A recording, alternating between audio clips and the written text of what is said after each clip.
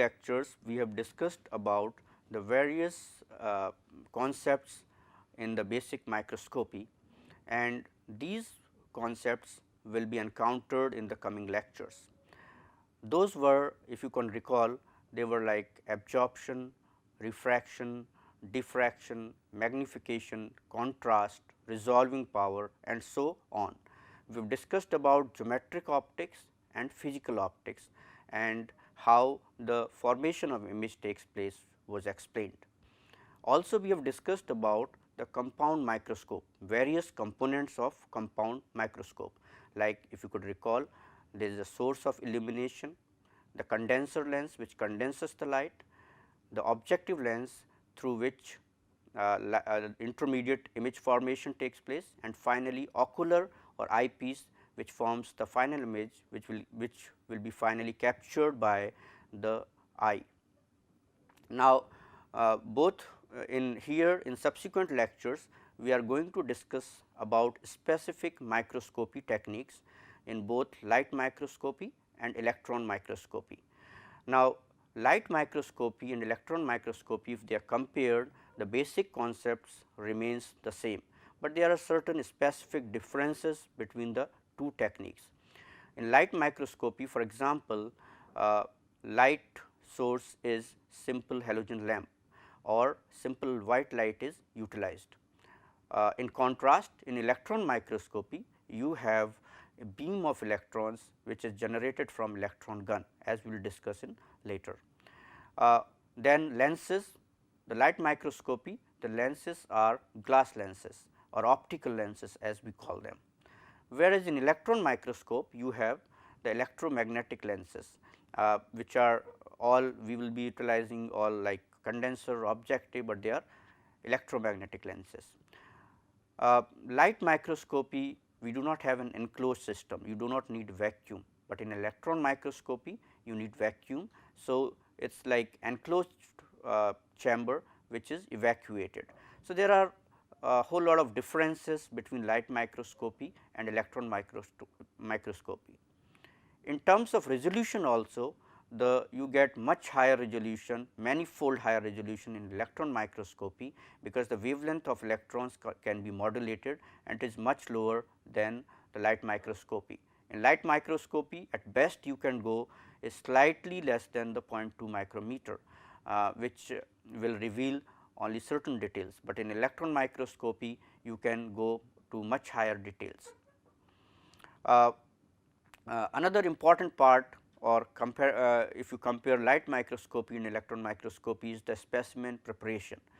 Electron microscopy requires extensive specimen preparation, where you cannot use live cells and they have to be dehydrated. Then you have to add the mass to the specimen, so that electrons can be diffracted. Whereas, in light microscopy both stained and live cells could be utilized. For example, certain techniques uses stained cells, but certain other techniques contrast can be created by changing or creating certain optical phenomena, where you can visualize the object, as we will discuss later on. Now, in subsequent lectures we are going to discuss specific techniques, and let us introduce you to these techniques here. First, in light microscopy we are going to discuss bright field microscopy, dark field microscopy, phase contrast microscopy, polarization microscopy, fluorescence microscopy, and in electron microscope we are going to discuss the transmission electron microscopy and scanning electron microscopy. Now, bright field microscopy, as it says that the background is bright and the image which is formed is relatively darker than the background. Now, if you could recall, when the light from condenser passes to specimen, there are two kinds of lights which will come out of a specimen into the objective. One is diffracted or altered light, another will be unaltered or direct light or undeviated light. Now, non-altered or direct light forms the background, which is bright, and the image formation is relatively dark. Now, here many biological specimens are transparent, so staining is a must. in many cases. And but only problem is that staining, you cannot use live cells because staining kills the cells, and also a lot of processing is required. Now, other techniques which we are going to discuss in the lectures will not be requiring the staining of the specimen. Rather, there will be contrast will be created with other methods which we are going to discuss. Dark field microscopy is first such technique, where as it says, the background will be dark and a bright image will be formed against a dark background. We will discuss in detail how this works out, how the image formation takes place in dark field microscopy. The next one will be phase contrast microscopy, which is a very valuable technique for cell and molecular biology people. Now, here a simple optical trick is utilized to create contrast. I think all of you know that when the rays of light passes through a specimen, they encounter different components of the specimen, and depending on the optical density of the components, the light will be diffracted accordingly and it will be retarded because of that phenomenon. Now, this creates or this leads to the phase differences, that is, the waves are now in comparison to the original wave, there are phase changes have been taken place. Now, this phase change cannot be seen by our eyes, and because these are not intensity differences. So, in this, a simple optical trick leads to the changes in phase to the intensity differences, that is, phase change is translated into intensity differences, and we will discuss in detail how it is done. In a brief, like the scientist or physicist who did that, he used one direct beam, that is reference beam, and the diffracted beam, which were later combined to form contrast, and we will see how that is done in detail. Next technique, which also does not require staining, is the polarization microscopy. Now, polarization microscopy is a very useful technique for certain samples which cannot be stained, and even they sometimes cannot be visualized in phase contrast microscopy, because the phase increments are not large enough to create intensity differences. Now, these are polarization microscopy utilizes accessories like polarizer and analyzer.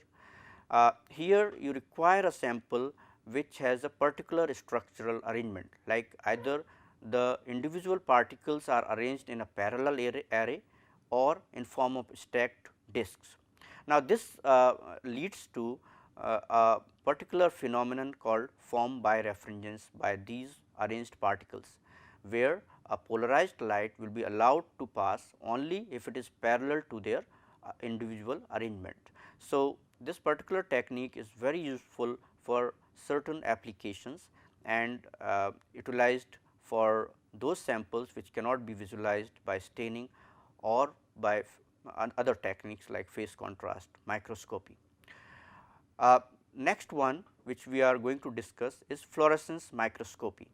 Fluorescence microscopy utilizes the phenomenon of fluorescence, where a fluorescent substance absorbs the smaller wavelength, particular wavelengths, and then emits the longer wavelengths which are in visible region. And this phenomenon could be utilized for lot of different applications, like locating a particular substance like protein or DNA or other macromolecules or other components, various components at different times in vivo.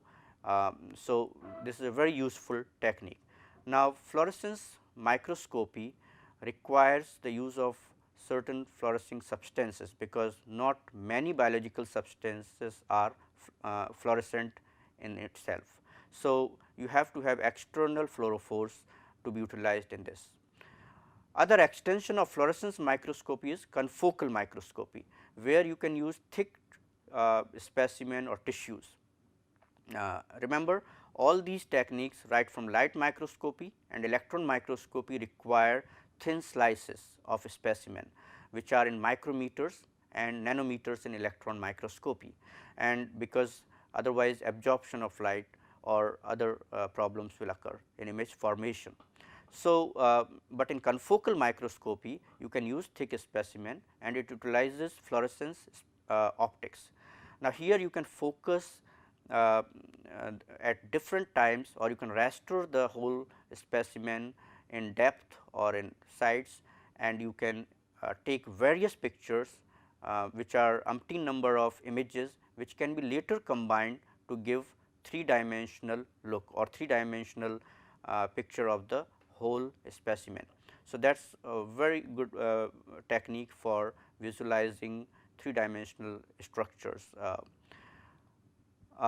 Also in phase contrast microscopy, there will be extension of phase contrast, which we are going to discuss is differential interference contrast microscopy, where you have a 3-dimensional quality images are obtained because of certain interference techniques being involved in here, where you use lot of prisms and other accessories to make that happen.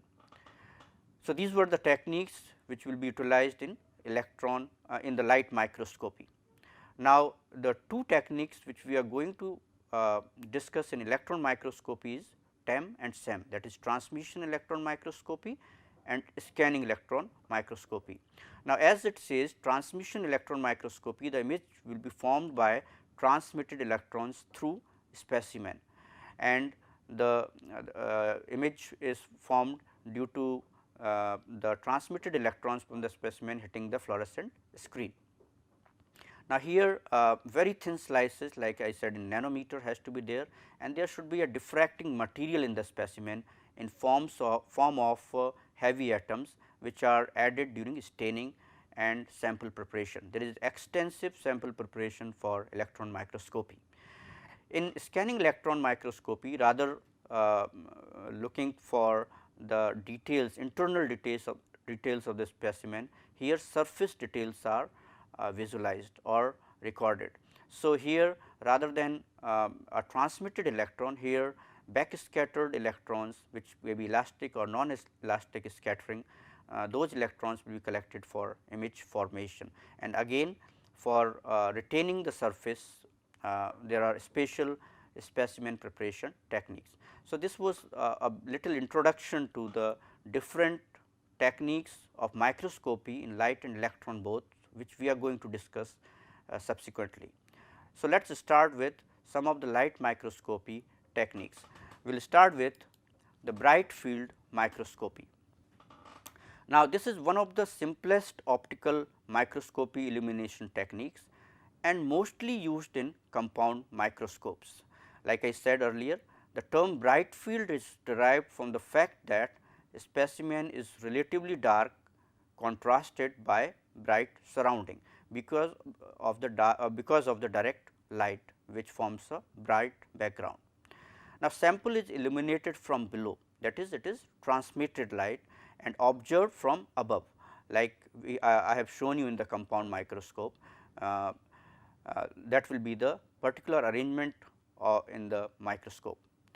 Now, contrast is created by the absorbance of some of the transmitted light in dense area of sample. Now, like I said, as few biological samples absorb light, staining is required to enhance the contrast. Now, for example, there might be certain colored substances or which might absorb light, but otherwise it is very hard to visualize or make visible the details of the specimen in bright field microscopy. And for staining, there are a lot of different materials, dyes and other things which are there to create contrast, and we will be discussing this in the end of the light microscopy section in specimen preparation. Now, bright field microscopy may use either critical or Kohler illumination, and it consists of a light source, which is a simple halogen lamp, condenser, objective and ocular lens, or it could be camera to view the samples. So, this is we are not going too much of detail because it is a simple illumination technique and it is a very direct technique which is widely used in observing the stained specimens. Now, let us move on to the next technique, which where staining of the sample is not required, and rather what you do is there are certain optical tricks you apply to create contrast. Now, in dark field microscopy, the bright image of object is produced against a dark background.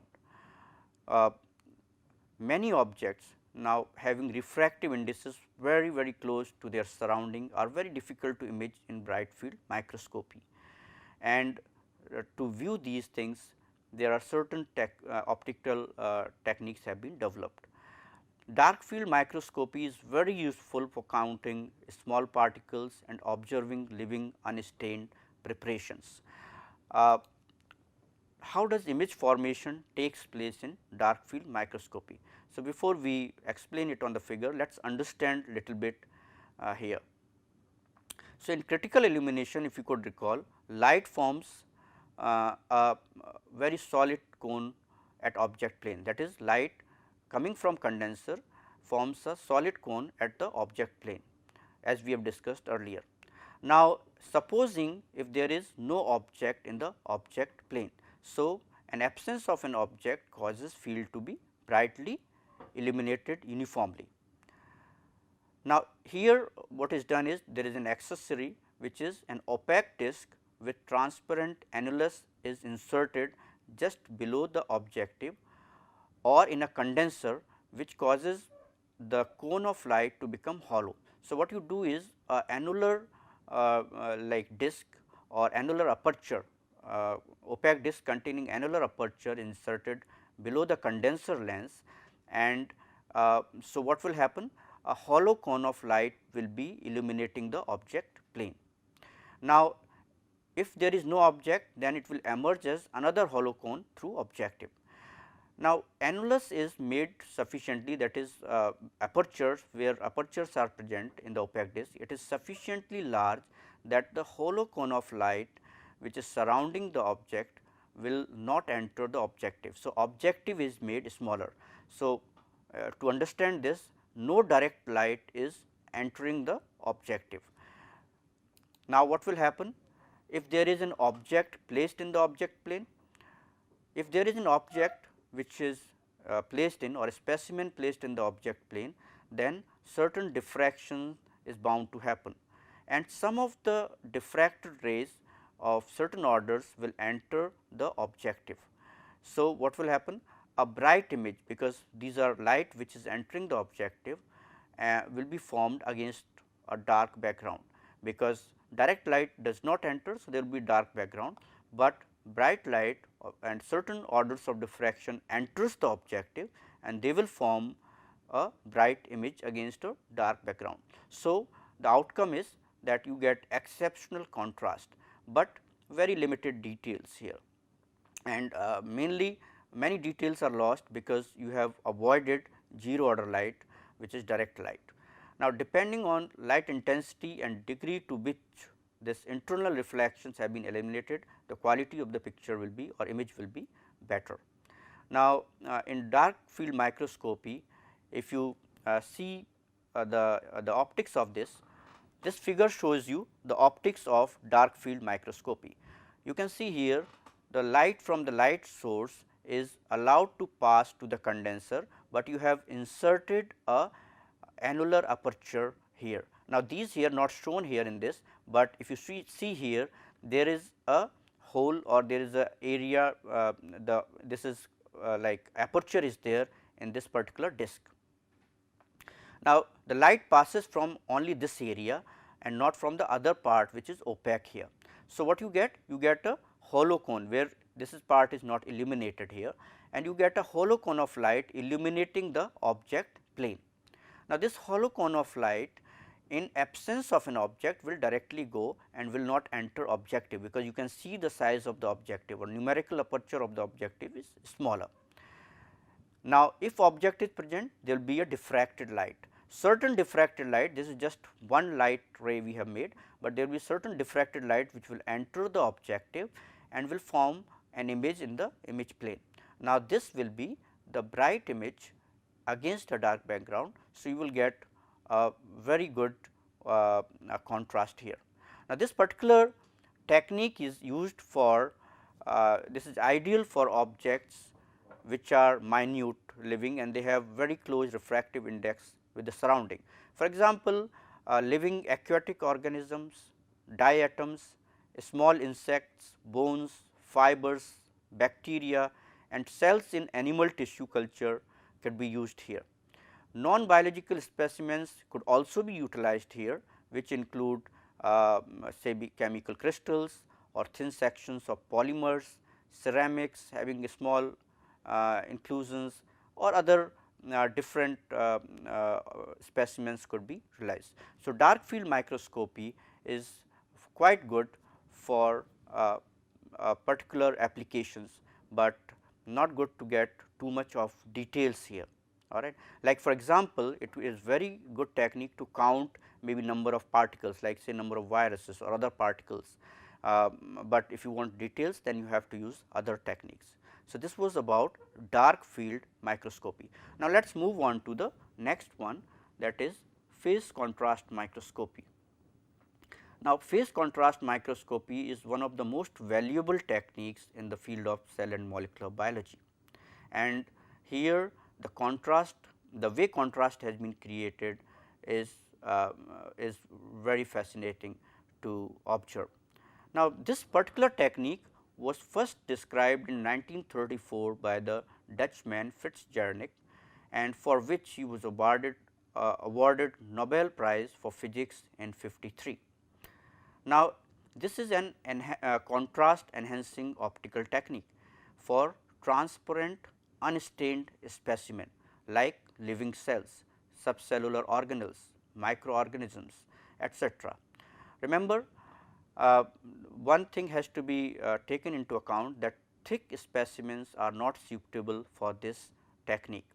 Another thing is the samples or specimen must be non-absorbing, because that will create intensity differences and will lead to a poor image. Now, in phase contrast microscopy, minute differences in phases, we will understand how that minute difference in phases is created, which might result due to very small differences in refractive indices of the components of a specimen through which light passes. These are translated into intensity differences. Remember, the phase differences cannot be observed by our eyes, but intensity differences can be observed by our eyes. So, this is very important. Now, here Fritz Zernike, he used a reference beam to create this whole thing. Let us see how this is done. Let us for example, consider a transparent disc or object in a transparent medium, and it is being illuminated by parallel light falling perpendicular on that disc. Now, what will happen? If the refractive indices of the two are different, then light tends to differ in phase due to retardation of light. Now, disc remains still invisible due to the inability of eyes or the photographic film to detect different phases. So, what we are seeing here, that though something is happening, but you are not able to see this. Now, in presence of an object, diffraction through the object will also contribute towards image formation, but again how do we visualize this? If you see this picture, this is here to show you that how the retardation of wave will occur. If you see here, this is a direct wave which is going on. When it passes through the specimen here, then the different components, like this is maybe liquid component, here this component contains certain more material or has higher optical density. So, you can see differential retardation of the wave here, like here it is more retarded. Now, here again another thing is that when it passes, it will be diffracted in different directions, and the diffraction will also depend on the how they are placed, how dense an optical object is. So, these things will lead to the phase differences. So, when this phase difference, what we have to do is, it has to be translated into intensity difference. How it is done? Let us get in here. So, what is done is you place an annular aperture, like in dark field microscopy. What we have done? We have put in a annular aperture below the condenser lens. Likewise, here also you will be placing uh, an annular aperture or phase ring in focal plane below the condenser, and which will result in a hollow cone.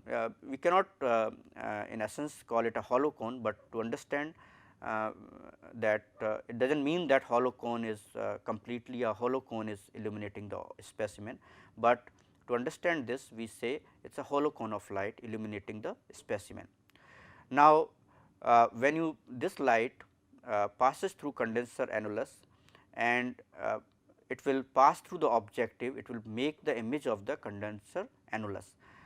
At that plate, a particular place, a phase plate is introduced, that is after the objective, where the condenser annulus will form its image, a phase plate is introduced. So, these are conjugate arrangement, that is it has to be completely coinciding, the phase plate has to exactly coincide with the image of the condenser annulus, because then only this optical phenomena could be observed.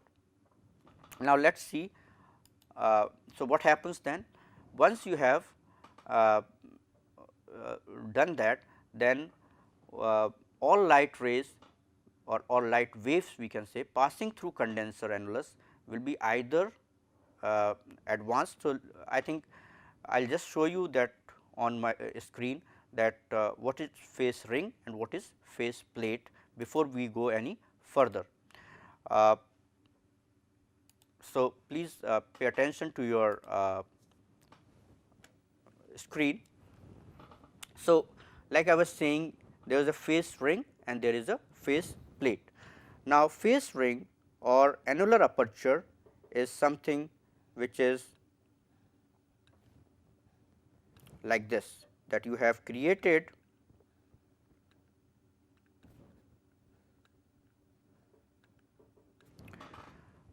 two apertures in here through which the light will pass, which will be a parallel light, or just we are showing it here through the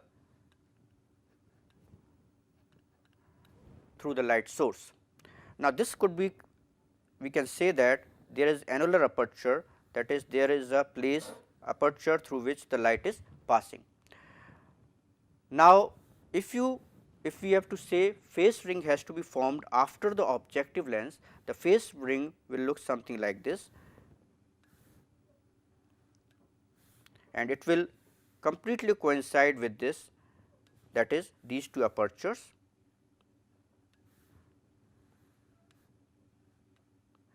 Now, what has been done in this phase ring, that you have, there are two kinds of phase rings could be there. One is at exactly where apertures are there, you have deposited an extra layer, another at two places. So, what will happen when extra layer is there?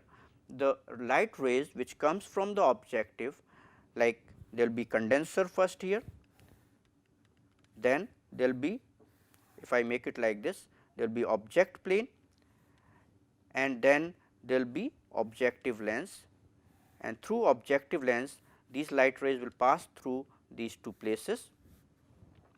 And so, what will happen is, when the wave is going through this place here, then this direct light, there will be two lights, one is diffracted light, another is undiffracted light. Now, this direct light, which is undeviated light, will pass through this phase plate. If it is layered phase plate, then what will happen? It will be, wave will be retarded by 1/4 wavelength. So, layering is done in such a way that it will be retarded by 1/4 wavelength. There could be another arrangement which could be, rather than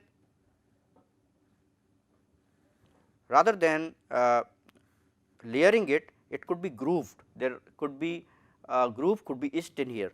Now, when this groove is etched in here, then what happens, that this groove will lead to the advancement of, because you have less material in here. So, the light ray passing through this will be advanced by 1/4 wavelength. So, it is done in such a way that either in layered form it is retarded 1/4 wavelength, or it is advanced 1/4 wavelength.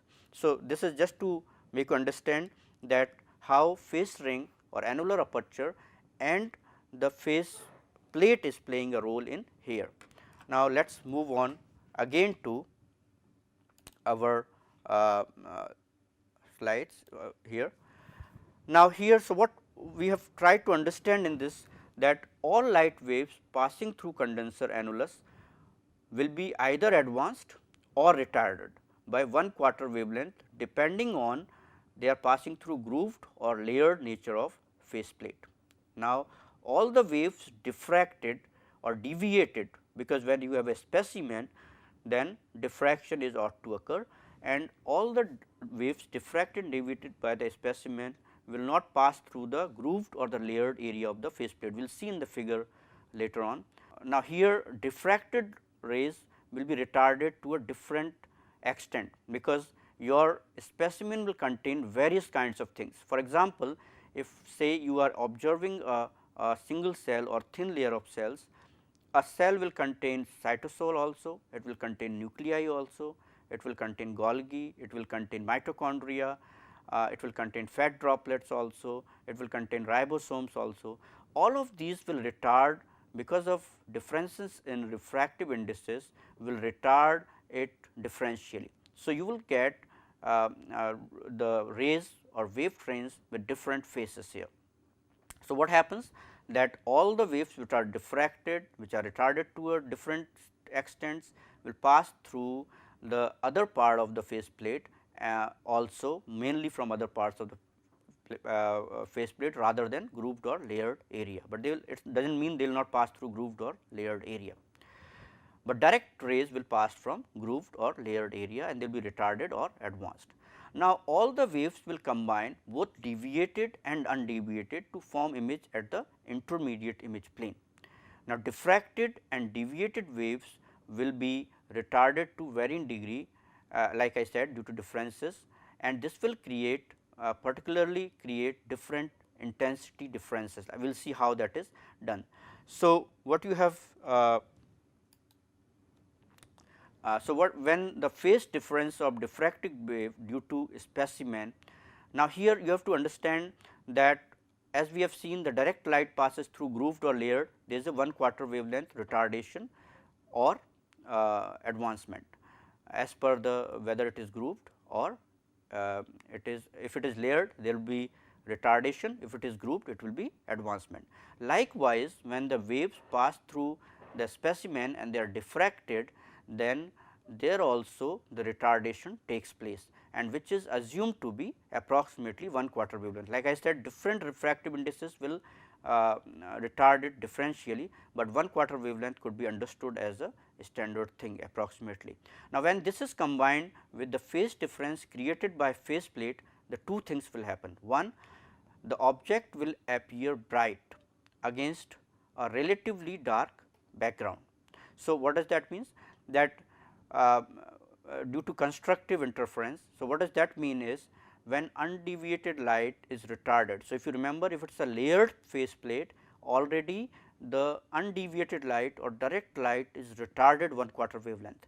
Now, when you superimpose this with the 1/4 wavelength retarded diffracted wave, then both gives a constructive interference, and therefore, due to constructive interference you will get a wave which will be more brighter relatively to the background.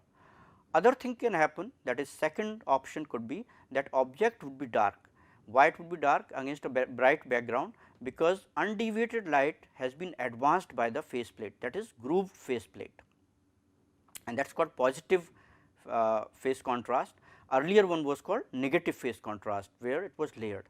So, when undeviated light is advanced by 1/4 wavelength and deviated light is retarded by 1/4 wavelength, then when they combine in the image plane, they are out of phase by 1.5 wavelength. That is the condition for destructive interference. So, you will get a dark image against a relatively bright background. So, you will get a very good contrast. Now, let us understand these combination of waves like I was talking about, and in this figure you will be able to understand this. If you see here, this is, if you say this is a direct wave, all right, which is being going and which is retarded 1/4 wavelength, and this is the another wave which is also retarded 1/4 wavelength because of specimen. Now, when these two waves combine, then the amplitude is bound to be increased, and so the brightness, the resultant wave will have higher amplitude and therefore higher intensity, and this will be a constructive interference which will show up as the bright image against a dark background, relatively dark background. We cannot say it is a gray background, we cannot say it is a very dark. In contrast, when there is an advancement in the light ray or the wave due to the grooved nature of the phase plate, then this another deviated light which is already 1/4 wavelength retarded, which is approximate value, then both are out of phase by 180 degrees, and finally, what you get resultant wave is of lesser amplitude, and so lesser intensity, and so you get relatively dark images against a bright background. So, these are two phenomenons where you can either use negative phase contrast or positive phase contrast. Now, to understand this optics of the phase contrast microscopy, like I have already discussed, but we can understand by this figure. You can see here there is a annular aperture like it was in the dark field microscopy, and this is like area where through the light will pass. It passes through condenser lens and illuminates the object plane by supposedly hollow cone of light. Now, deviated light will pass through other parts of the face plate. This is face plate, and the undeviated light passes through the face where layered or grooved part of the face plate. All right. Now, certain times when intensities has to be balanced, then objective could be covered with certain like alumina film or other things which does not change the phase to decrease the intensity of the undeviated light. Now, these ones will combine in the image plane and they will produce the images which are either dark image against bright background or bright image against dark background as per the phase contrast microscopy technique you have used. So, now if you see here in optical configuration, this is like last time what I have seen, this is a simple optical configuration of phase contrast, but if you are utilizing infinity corrected optics, then just to show how in the infinity space these accessories, optical accessories are added. If you can see here, a phase plate is being added between the objective and tube lens, and so parallel rays which are focused at infinity passes through objective, and then they are finally they are focused by tube lens. So, it is the same optics as I have shown you earlier. So, if we go back and understand this whole thing, that simple optical trick has led to the creation of contrast through which you can see the different specimen, different components of the specimen very clearly. Like I said, the all different components will be bright or dark relatively and to a different extent because of different retardation of the waves, and as they combine in the image plane, they form a very highly contrasted image. But there are certain disadvantages also of phase contrast microscopy which needs to be looked into. A major disadvantage of phase contrast microscopy is the unavoidable bright halos which are surrounding the specimen, and they are mainly caused due to many factors. One is the diffraction by face plate. Now, this particular problem, what happens is, if you see, if you will observe the different images from phase contrast microscopy, it is a very valuable, very good technique. Here cytosol or cytoplasm will contrast with nuclei, nuclei will contrast with other subcellular organelles present in here, and there are very nice pictures are obtained. But if you see the membranes, then the surrounding of the specimen will certainly see bright halos, and sometimes it is hard to distinguish certain parts of the or components of in that particular area due to bright halos or diffraction halos. Now, problem of halos have been solved to a great extent or completely in another interference microscopy technique, which is it's like phase contrast microscopy technique, which is called differential interference contrast microscopy, and this uses a complex lens system with prisms and other things to generate where diffracted and undiffracted lights are combined later on, and we are going to discuss in coming lectures this particular technique. So, apart from bright halos which are formed, this is a very good technique to observe details. Now, here not only that, there are a lot of different applications of this technique, like for example, visualization of subcellular organelles or tissues or microorganisms. So, details of this could be observed by phase contrast microscopy, and you can use single cells or thin layer of cells to observe that without staining. Remember, staining is not allowed in this, as staining will create intensity differences. So, you require a non-absorbing specimen in this case. Dynamic mobility of mitochondria and mitotic chromosomes etcetera can be followed very nicely, like you can picture that, or you can video record the whole phenomenon as it is going on in real time. This has been used for diagnosis of tumor cells. It has been used for many other applications in the field of virology, bacteriology, hematology and other areas of biological sciences. So, phase contrast microscopy is one of the most important techniques in microscopy. To sum up the lecture, this particular lecture, what we have discussed today is three techniques. One is bright field microscopy, dark field microscopy and phase contrast microscopy. Now, bright field microscopy, there is a bright background and a dark image is formed, relatively dark image is formed. Staining is required for transparent objects or specimen, and most biological specimens are transparent. In dark field microscopy, in contrast to bright field, here the background is dark and your image is bright, but only thing is because of avoiding of or because of non inclusion of direct light, zero order light, lot of details are lost.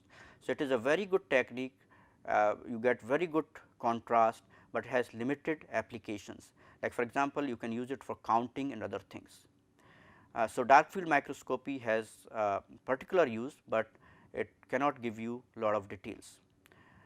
Now, third technique which we have discussed today is phase contrast microscopy. Phase contrast microscopy has really revolutionized the cell biology, observation of cells in cell biology, and this has led to observation of many phenomena which could be dynamic motion of the movement of the mitochondria or mitotic chromosomes, different phenomena which are going during this particular process, diagnosis of lot of different kinds of cells has been done, and lot of other applications has been given. Here the contrast is developed by a phase ring, annular aperture, and a phase plate which is conjugate to the phase ring, and phase plate when undeviated light passes through the phase plate, it is advanced or retarded, and that leads to the constructive or destructive interference with the diffracted light in the image plane, and leads to the image formation. A very high good contrast is obtained, and you are able to see images in vivo under in vivo conditions without any problem. Only background is bright halos, non absorbing specimens has to be used, and you cannot use thick specimens. So, we will end this lecture today here, and we will continue our discussion in the next lectures. Thank you.